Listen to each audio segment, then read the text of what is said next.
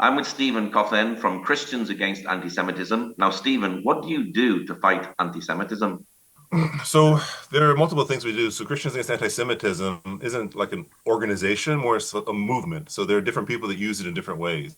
So I'm one of the founders, and what we do is we set up a sign. We go out to places where there are Jewish people and other people. We set up the sign. We have a table, and we engage people in conversation. This all started after October 7th, when we saw there was so much anti-Semitism rising around. And me and a couple other people just felt like we need to do something. Like, what is it we can do? And so we go up and set up these tables. We have cards. We hand out the cards. We talk to people, trying to both encourage people who are, they don't have to be Christian, but encourage people to think about the issue of anti-Semitism, whether Christian or not, and to take a stand with us against it. But also to encourage Jewish people that we meet to say, hey, you're not alone. There are people who are standing with you against this. I imagine Jews very much appreciate that because it sometimes feels like the whole world is against them. But then when someone who's a Christian says, look, hey, we care for you and we love you, they must find that really important.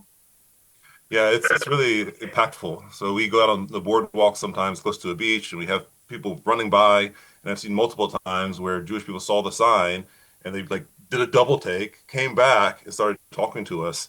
And I got a huge hug from a guy from New Jersey one time that was just saying, "We're so overjoyed at what you're doing." It's an important thing, especially with the long history of Christian anti-Semitism. To have Christians today saying we're against anti-Semitism is a big deal. How do people respond on the streets? Do you get a negative response as well? It's interesting because we expected a strong negative response, and we've had a few, but not as many as you would expect, because we're intentionally making it a non-political way. So it's not Christians supporting Israel, right? Because even though many of us do support Israel, we decided to make the focus not on any of the political aspects, but just on anti-Semitism itself. And so there's very few people who are just going to outright say, I support hatred of a different people group, right? Mm. So we don't get as much negative feedback as we expected. But the point that we're being out there and talking about it, we do have conversations with people who are, let's say, anti-Israel in their mindset, and they read anti-Semitism as anti-Zionism, and so they start arguing with us about these things. And so it's good conversations because we desire to have dialogue with people who are on opposing positions as well, so that we can help correct some of their misconceptions. Is anti-Semitism the same as anti-Zionism? Are they the same thing or is it different? Yeah, that's a good question. There's a lot of debate back and forth about this. The line I take about that, I would say they aren't exactly the same, but I think that the vast majority of anti-Zionism is just anti-Semitism under a different name. Mm. So it is possible for somebody to be anti-Zionist, not necessarily anti-Semitic. I haven't really seen that a lot. I think they almost always go hand in hand, but I think a lot of the motivation is just let's find a different word for this hatred of Jewish people that doesn't sound as bad in modern society. Now you're in Florida. Have you seen a rise in anti-Semitism incidents in your area? So it hasn't been so bad here. We have a very large Jewish community. And here in South Florida, it's about the sixth largest Jewish community in the world, about 600,000 Jewish people. So that kind of stamps down a lot of the anti-Semitism around because people, a lot of times, as you know, anti-Semitism, hatred of any people, especially, but anti-Semitism comes about just from lack of knowledge, ignorance, right? Not having connection with Israelis, not having connection with Jewish people, not having that, oh, this is a real person. And so because there's so many Jewish people here, it keeps that down. There have been incidences at the university campuses of protests or people putting up anti-Semitic signs and trying to just preach this nonsense. There's been some distribution of flyers into neighborhoods or the swastikas and things like that, but it hasn't been severe here, Mm. thankfully. In the UK, Jews are having that conversation about how long should we stay in like London, in the UK because of what's happening in the UK. Are Jews having the same sort of conversations where you are? No, actually. So where we are is a place where people come to if they're not liking what's going on in their area. So South Florida is pretty, also government systems are pretty open and willing to stand with Jewish people. So we've had people coming down from New York. That's been happening for years and from other places. So it's not about whether to stay or not. I mean, it's not perfect here, but in a way, it's a little bit of a haven of being here. But one thing that's advantageous for us as we're taking a stand against anti-Semitism is we have tourists here that come from all over the world, right? So we have people that we're able to talk to from who knows where, every place you can imagine. We run into people, and so we're kind of pushing back on that worldwide anti-Semitism by talking to people one by one as we encounter them here. Now, Mamdani became the mayor of New York. So has that sort of pushed a lot of Jews down from New York into Florida? Yeah, I don't know any numbers about that, but I know I've heard a lot of talk about that. So whether they've actually actively left, but I know a lot of them have been thinking about it. So a lot of people have been discouraged for the past 6 years or so with things happening in New York. We've had a huge wave of people coming down. So if they think Mamdani is just another straw on the pile, kind of moving people in that direction. Mm. Now, why should Christians stand against anti-Semitism? Yeah, that's a great point. We have the cards and the information on the website. I want to read that to you because this stuff we thought out really well. There's several points there. The first one is it's kind of obvious, but it's important to say anti-Semitism is wrong, Mm. right? Hatred of any people group is wrong. Anti-Semitism is wrong. So we all should stand up against that. But for Christians especially, we have a lot of connections between Jewish people and Christians. The quote, love your neighbor as yourself, comes from Leviticus 19:18 in the Torah and also Matthew 22:39, where Jesus quoted it. So that love your neighbor as yourself is a core principle. A big one for believers in Jesus is that Jesus is Jewish, right? So, I mean, how can you be anti-Semitic? How can you hate Jewish people if you claim to follow a Jewish man? People don't think about this a lot of times, but the Bible, Old Testament and New Testament, is a Jewish book written by Jewish people, right? So there's a big connection there. And then a big thing about for us as Christians is that our faith as Christians is based on the promises of the Jewish prophets. So our faith in Jesus is based on those promises that the prophet said the Messiah would come. And so from a spiritual standpoint, it doesn't make any sense for a Christian to be anti-Semitic. But I think there's added, how to say, added weight and added need for Christians to be vocal in opposing anti-Semitism because for the past 2,000 years, the Christians have been some of the strongest anti-Semites. Yeah, we've seen people like Martin Luther. He was a very, very strong anti-Semite who Hitler actually used some of his material to Yep. encourage himself in the work that he was doing. So, is Yep. your stand building a bridge between the Jewish community and the Christian community? I think it is. And that's one of our goals is we want to build that bridge there. So we work not just going out, we also work with different churches in the area, encouraging them to take their own stand. And a pastor from a church went to an event, remembrance event for October 7th, and they asked him to pray. And it was really interesting because a Jewish woman came up to him afterwards and said, "Why are you here? I thought Christians hated Jews." And so for the pastor to be there to explain to him, no, we don't. We love you. We stand with you. It's a huge thing. So like I talked earlier about, like sometimes you don't have this crossover of communication. A lot of times a lot of Jewish people have not had communication with Christians who support them and stand with Israel. So they know they're out there, but they haven't actually had these dialogues. So us being out on the streets and going to events and talking with people allows us to have those dialogues and to express to them our stance and the fact that we're standing with them. So yeah, there have been really amazing bridges built. Well, how important is this for being a light into the community? This is really important. So for us as believers in Jesus, we're called to show Jesus' love to others. Okay, and then we think about Jewish people. What do they need? What can we help them with? Most Jewish people have a pretty good financial situation. They're not starving or having issues here, but one of their biggest needs is to not be hated. So after October 7th, honestly, for myself, I would have told you before October 7th, I would have told you that anti-Semitism was decreasing in the world. Mm. But we saw since then the outrageous rise in the rhetoric, but also in physical attacks on Jewish people. And so that need, that big felt need that Jewish people have is to not be hated. And so for us to show the love of Jesus by loving others, loving Jewish people who are experiencing this hatred, it's a great way to show light into the community.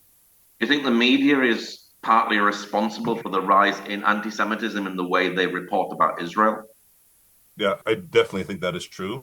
As we know, pretty much all media has a bias, and the bias towards Israel has become much more clear in a lot of the media reporting.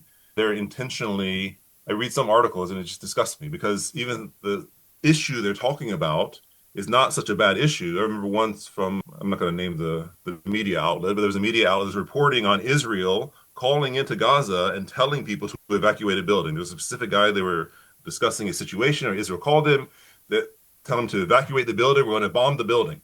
And that's a great thing that Israel's trying to preserve civilian life. But the media organization was reporting it as such a terrible thing that Israel's spying on them, that they know the guy's cell phone number. And I'm thinking to myself, who else even does this? Yeah. Israel is going overboard trying to protect civilian lives, and it's being reported as if it's a negative thing. So it's a really, really horrific situation. So, like I said, Christians Against Anti-Semitism is not an organization, but there's a lot of people working together with it. And some of us have worked on a film that we've put together to kind of counter this narrative that was just released.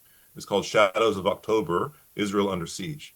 And so the idea behind this film was to go to Israel, interview some of the survivors, interview some experts on the situation, and talk both about the events of October 7th, but also the aftermath and the rise in anti-Semitism since then, and to examine what can we do, being Christians or non-Christians, either way, what can we do going forward with this situation? So I think what's needed is a big counter push in the media, where it doesn't have to necessarily be from the top down, big media. It can just be a lot of us as Christians going online, countering this narrative, pushing back with facts, sharing videos, sharing the film, like I said, Shadows of October, any of these kind of things to really push back against the negative media propaganda. Was it difficult making this film, hearing all the different stories? It was extremely difficult. So I wasn't on the team that went and filmed, but I had to watch through the interviews multiple times as we're editing through them. It was just horrific. I mean, like even having heard the stories multiple times, I'm still listening and tears are coming to my eyes because it's just horrible. I mean, it's horrible. The whole situation is horrible. But to remember the fact that it was Hamas that attacked and invaded Israel and started all of this and the things that they did, it doesn't make any sense that the world has such hatred for Israel when Israel is the victim in this situation. Yeah, you hear these stories and you hear how terrible Hamas was in what happened, and then the next minute, all this anti-Semitism is rising and everybody hates the Jews. It's totally turned itself on its head, hasn't it? Yeah, well, that's the thing is that when October 7th happened, there was like maybe 24 hours where there was some sympathy for Jewish people, for Israel. And then right away, the news media started accusing Israel for what they would do. Israel didn't immediately respond. Israel had a considered, measured response, but right away, the media was condemning them for what they thought they would do. It's inconceivable to me, but it's evidence of the evil in men's hearts, right? There is this evil there. There's this hatred there that we thought perhaps had been stomped out in World War II, but we come to find out this is alive and thriving, and the hatred for Israel is actually a popular thing in our culture these days. Has there been a good response to the film, and who is the film actually aimed at? So the film was just released this past Friday, so it's very new still. It's been a great positive response from people we've talked to so far. There's no one audience that it's aimed at. So the thing is, we would love for people who oppose our point of view to watch the film and get their minds changed. We realize, though, that that's pretty rare. And so the other idea is to get people mobilized, right? So for Christians to watch the film and realize, oh, I need to actually do something. I need to stand up. I need to take a stance here, right? Christians Against Anti-Semitism. And then for Jewish people to watch the film who may already know all the facts, but again, to see, oh, we're not alone. There are these other people who are standing with us against the anti-Semitism. And how can people actually see this film? So it depends on where you are in the world because different streaming services. In the United States, it's available on Google Play, Apple, and soon be available on Amazon. If you go to shadowsofoctober.com, shadowsofoctober.com, you will find the information about the up-to-date streaming services, and you can click on those and find out where it's available in your area. What is your prayer for the Jewish people all around the world? That's a big one. So it's multiple things. Like we all know who've been involved in this and seen these things happening, there's a scar, there's a trauma on Israelis and on Jewish people around the world that they're going to live through with the rest of their lives because of October 7th, because of the response afterwards. So one of my big prayers is that Jewish people would see that they're not alone, that Christians would stand up with them, that they would link arms together, and that this hatred that's been in the past, this dissonance, this wall built up between them would start to melt down. And also at the same time, that they would see the love of Jesus, they would see the love of the Messiah, and that it would move them to search for the truth of God. The Bible says God works for those who love him. Are you seeing God use this anti-Semitism and turning it upside down and actually using it for good for the Jewish people? Yeah, I have actually. There are conversations happening that I thought would have never happened in the past. Just an interest because of what they're seeing, because of how they're feeling isolated, and they see people standing with them. There's an openness to relationship and an openness to conversation that wouldn't happen before. So we have on one of the university campuses that we go to, there's a Chabad rabbi, an ultra-Orthodox Haredi rabbi who we have a really good relationship with. He's an amazing man. We bring teams down to our area to educate them on Jewish culture and on how to have dialogue and about the history of anti-Semitism. And so he meets with those teams. He shares with them about his life, his experience. And it's phenomenal. That kind of relationship I would have never thought would be of interest in the past. And this all came about because we were out with the table taking a stance against anti-Semitism. And he saw that, and then there was just connection. So yeah, there's a lot of relationships that are being built, a lot of barriers and walls that are being broken down as we are taking this stance for what is right. How are the universities at the moment? So again, it depends on the place. So here, the universities are pretty calm. Like there were some protests in the past. There are still some scattered protests, I think, at different universities, but it's not as organized, large scale as it was before. I think what's happening rather is that the narrative is just becoming standardized about Israel being the bad guy. Mm. And so wherever people are, it's just the norm, especially in that age group, which is looking for social change, political change. They see this as the social action point of this generation. And so it's almost like you are anti-Israel because you're in this age group. And it's pretty rough. It's pretty rough because then the people who are looking for facts and are wanting to stand with the Jewish people, then they're ostracized, they're put on the outside. So I don't think it's so much on the large scale anymore, but it's more the one-to-one, that narrative becoming accepted as normal, which by the way is very frightening because that's some of what happened pre-World War II in Nazi Germany, right? This rewriting of the narrative. The people don't realize this built up for years and years and years before the Holocaust actually happened. And so this is another thing that's important for us to stand against, is not to just sit by complacent while this narrative is being pushed on people young and old alike. Have the students actually worked out which river and which sea it is that they're shouting about? From the river to the sea. No, that's a good point. Most people who are protesting this and chanting the slogans, they don't have any understanding of the facts themselves. You just talked about World War II. Could you actually see with the mood of what people are feeling against Israel at the moment and the negativity, could you actually see another Holocaust sort of taking place today because of the mood and the hatred that there is towards the Jewish people, that people maybe would quite easily send a Jew to a concentration camp or kill a Jew because, oh, well, after all, they killed the babies in Gaza? Yeah, I don't think we're at that point right now, but I definitely see the trajectory going in that direction because there's so much hatred towards Jewish people. And then the violence that you see, this is what really shocks me in many ways. So, by the way, just to get back to the point about Israel, you can support the Jewish people and support the existence of Israel without agreeing with the Israeli government is doing, right? I mean, people realize that in general. But a lot of times, these people who are anti-Israel, anti-Zionist, they would say, they don't differentiate between Israelis and Jewish people. So there may be Jewish people in the UK or in America, other places, who've never been to Israel, don't really have a connection there, and they're being persecuted and hated just because they're Jewish, right? That's not just the political aspect. There's something more that's going on there. There was an attack here, I don't know, a year ago, maybe less, where a guy drove into a synagogue, and he was attacking them because they were Israel. But the reason was the synagogue said Beth Israel. So they're Jewish, right? They have not necessarily any connection to Israel, having been there or being Israeli citizens or fighting in the military or anything, but they're being attacked just because of that. So that's definitely an expanding of the idea here. And that's also what we see. The vilification of Jewish people is what we see in the lead up to the Holocaust and World War II. So if things keep going in this direction, absolutely, I can imagine some people willingly slaughtering or sending Jewish people off to their deaths. Mm. What's your website, Facebook page for people who'd like to know more about what you're doing? Yeah, so our organization, we don't do a lot on social media. A lot of our stuff is kind of grassroots. So our website is christiansagainstantisemitism.com, christiansagainstantisemitism.com. We have information there on how you can take a stand yourself against anti-Semitism. There's some pictures of what other people have been doing. There's a pledge you can sign saying, I pledge to stand with the Jewish people. Contact information if you want to know more. Yeah, we love to help others as they're taking a similar kind of stance. Well, Stephen, thank you very much for sharing today. My pleasure.